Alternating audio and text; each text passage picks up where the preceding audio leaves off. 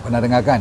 Kita tua secara nice, secara cantik, cun punya. Okey, tak payah kita nak sedih sangat. Tu apa? Semua daripada kita pernah melalui proses muda dan sekarang dah mula peringkat yang tua pula. Baik.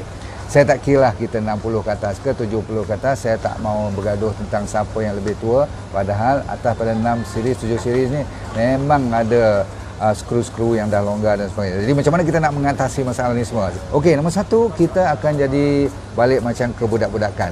Ini proses bila you dah mula buat perangai macam budak-budak tu berarti tak kira lah you 60 ke 80 ke, you dah mula betul-betul dah tua tu perangai tu. Okey, dah mula kencing pun berselerak dan sebagainya, tu proses Alzheimer lain. Ni you masih lagi normal tapi perangai you dah mula cepat mengajuk, cepat murung, cepat sedih dan sebagainya, tu dah mula proses kebudak-budakan. Tak dapat sesuatu you jadi mengajuk, itu people around us will be less.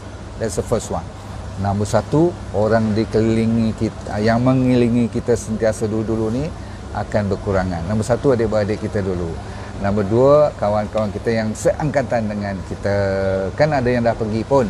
Kalau yang masih tinggal pun ada yang tengah, sebahagiannya tengah sakit. Mereka pun tak sempat nak melawat you ataupun nak jumpa you. You pun tak boleh nak pergi jumpa. So, nampak gaya macam kurang orang, kurang kawan kan.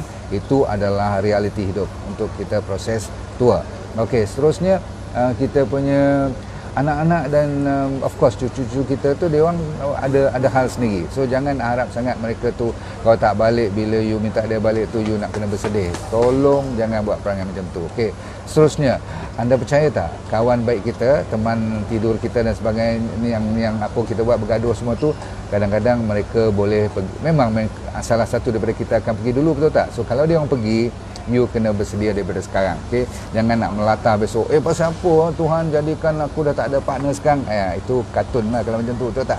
Ramai orang takut tua. Kadang-kadang you 40, 45 pun you rasa dah tua sangat. Hello, tolong steady je. Okey, baik, learn how to live alone. Jangan sentiasa nak ada orang je keliling you tu. Orang putih kata embrace solitude, maksudnya you kena menikmati keseorangan. Okey, 32 tahun tu amat muda, gampang sangat kalau nak hidup zaman-zaman 32 ni. Kita nak cerita 6-70 ni, macam mana kita nak menceritakan masalah kedua. Society kita dah mula couldn't care less about us, maksudnya dia tak peduli. Masyarakat tak tengok you sangat. Dulu masa you ada pangkat ataupun you maksudnya ada title lah dan sebagainya, ada power dan sebagainya, orang respect kan. So you kena jangan terlalu mengharapkan orang menghormati you sangat-sangat. You become less famous, don't worry. Okay, you become, kalau boleh jangan se-envious ataupun nak jealous-jealous pada orang lagi dah. Tak ada masa nak grumble, nak complain, nak ngomel pasal orang tu. Tak ada masa sebenarnya, betul tak? Tolong saya bagi tahu nanti apa nak buat. Okey. Nombor seterusnya ialah kita akan berkawan dengan penyakit. Mau tak mau, ada 1, 2, kadang-kadang 3 serangkai, kadang-kadang sampai 1 badan yang sakit, betul tak? So kena belajar. Macam saya high blood pressure, okey. Itu salah satu penyakit tua yang kronik pula tu. Ada cara untuk mengatasinya tanpa berubat pun. Baik, kita dengar dulu. Jadi positive attitude, sikap yang positif amat Ustaz. Kalau you bersikap negatif, kenapalah Tuhan bila umur macam ni baru nak bagi sakit. Memang masa ni lah nak bagi sakit, betul tak? Takkan masa muda nak bagi sakit. So you kena bersedia. Baik, bedbound life. Kita kadang-kadang jangan terkejut bila kita kena duduk atas katil besok nanti, kadang-kadang kencing pun tak lawa, doktor masuk tube semua tu. Jadi kita kena bersedia ya. Kalau boleh, kalau you belum kena, cari jalan macam mana untuk mencari gaya hidup yang sihat walafiat. So jangan heran bila kita jadi macam infant balik. Maksudnya jadi budak dan perlu dipegang oleh orang, dibantu untuk nak pergi toilet pun. Ni semua jangan pula you panik kalau berlaku nanti. Apapun kena, apa yang tinggal kenalah bersyukur. Okey, baik.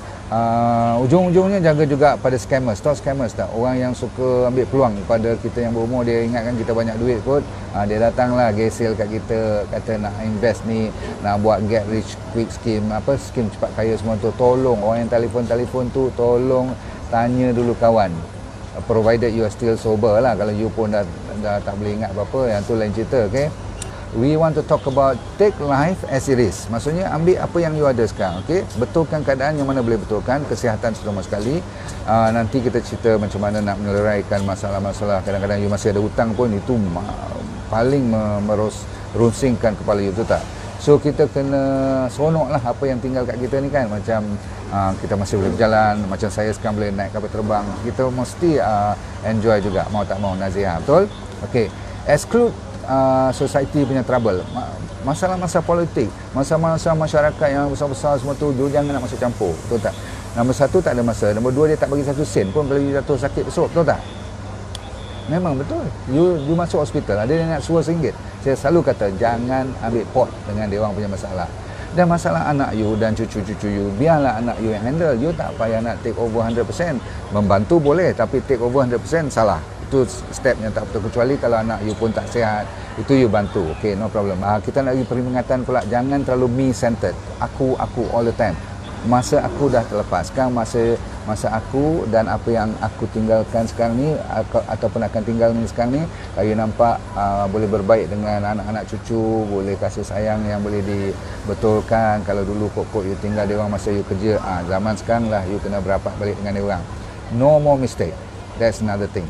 Try not to make any more mistake. Kalau dulu kita banyak mistake dah buat, banyak kesilapan, kadang-kadang sampai yang teruk, sampai bankrupt, sampai Along cari semua. Please, at 60, 70, no more friend with Along, no more masalah investment yang you buat berisiko tinggi. Boleh tak? Okay. Simpanlah duit sekurang-kurangnya untuk you pergi enjoy setahun 2 kali 3 kali pergi holiday dan sebagainya. Betul? Good vibes only, doctor. Yes, you only give positive vibes. Betul. Dan saya nak bagi mereka yang tak tahu nak buat apa, take advantage of whatever time left. Jangan delay lagi dah. Pasal apa? You must look at your activity yang you suka. Most of you ada activity, okay? Jangan bagi orang tahu duduk relax pergi kedai mengopi je. No time for that. Pasal apa? Sekali-sekala boleh, tapi you kena cari peluang untuk kod-kod lagi. You minat dengan membaca, you minat dengan menulis, you minat dengan melukis, you minat dengan bergardening. Go ahead. You tak tahu berapa panjang lagi umur you ada kan. So just make use of whatever left. As far as I am concerned, kita kena selalu orang panggil smile over small thing. You syukur dengan benda-benda kecil-kecil. You boleh bercakap, you kena happy. You boleh bernafas lagi pun kena happy. You boleh kencing pun cukup. You boleh buang air besar pun bagus. Setengah orang bila berumur ni dan naik prostate tu tak, dah bangkak semua tu, bukanlah cancer lagi pun, cuma benign lah, hypertrophy je, besar je. So dah mula sembelit dan sebagainya. So kalau you boleh buang yang besar, you tiap pagi boleh minum apa tu, you punya buah-buahan, makanan, sayuran semua tu, alhamdulillah. Boleh tidur nyenyak tu pun alhamdulillah. Betul tak? So one word, perkataan after ni afterward lah, nantilah or later on lah, tolong jangan pakai lagi dah. Tak ada masa. 60 kata, there's no word after. What is after? Tomorrow may no longer be here. So you everyday live in the now, maksudnya live in the present. Orang dah ajar ni masa muda dulu pun, tapi tak dengar cakap. Sekarang kau dan aku tidak ada choice, we have to live now. So when I go to Kota Baru now, I must give the best, I must do the best, I must enjoy meeting the people. Jumpa orang tegur, jangan nak sombong. Zaman sombong dah over, babe. Okay, jangan nak buat perangai aku raja lagi, out. Okay, you are just like everyone else dan rendah diri. Lagi sedap hidup kita, dan kita tak expect banyak sangat daripada orang pun. Okay, so here and now, you must do it now and here. Okay, perkataan afterward atau perkataan later on tak ada dalam vocabulary kita. Lain kali kita cerita macam mana kita mempertahankan diri dalam proses penuaan ni supaya kita tak sedih. Ingat pada 90-10 punya formula saya bagi dulu, 90% daripada apa yang anda risau tak akan berlaku. So jangan nak risau sangat. Pokok Allah, doktor kata 60-70 mesti berkawan dengan penyakit. So you dah jadi panik. Okay, you kata sikit-sikit jantung berdebar je, you ingat heart attack. No, wait, sabar. Saya kata itu kena persediaan. You kena belajar sikit-sikit apa nak buat sebagainya, dan kurangkan kena, kalau kena pun tak teruk. Faham tak? Okey, maksud saya apa, 90 tu 10% tu, 90% that you worry will never happen. 10% yang akan berlaku nanti dalam setahun dua lagi ataupun 5-10 tahun ni kan dalam proses penuaan ni, kalau berlaku pun insyaAllah you boleh lalui dengan tenang kalau you pandai belajar daripada sekarang. Ilmu tu ada sebenarnya. Contoh ilmu pernafasan, contoh ilmu apa tu, does it matter in 5 years time? In your case, in my case, don't worry about in 5 years time. Kalau benda yang you rasa bermasalah tu, it doesn't matter in even 3 weeks time or sometimes 3 days time, tak ada masalah. You jangan nak berbesarkan masalah tu. Contoh, You salah faham dengan isteri you salah faham dengan anak you, cucu you pun tak, kadang-kadang tak dengar cakap apa sikit. You jangan nak bingung, faham tak? Jangan buntu fikiran. You kata, does it matter in, dulu saya mengajar masa muda, does it matter in 5 years time? Bila saya dah matang, saya kata, does it matter in 3 years time? Now I ask, does it matter in 3 days time? Or in 3 weeks time? If it doesn't bother you, it's not going to jadi masalah, it is not a big problem. So relax, okay? Dan ujung-ujung sekali saya selalu kata ada formula yang dinamakan good or bad is good. Saya ulang lagi sekali, good or bad is good. Cuba anda fikir-fikirkan apa maksud good or bad is good. InsyaAllah that is one of the best. And my favorite is always breathing technique. Alhamdulillah. Thank you, bagi love dan share.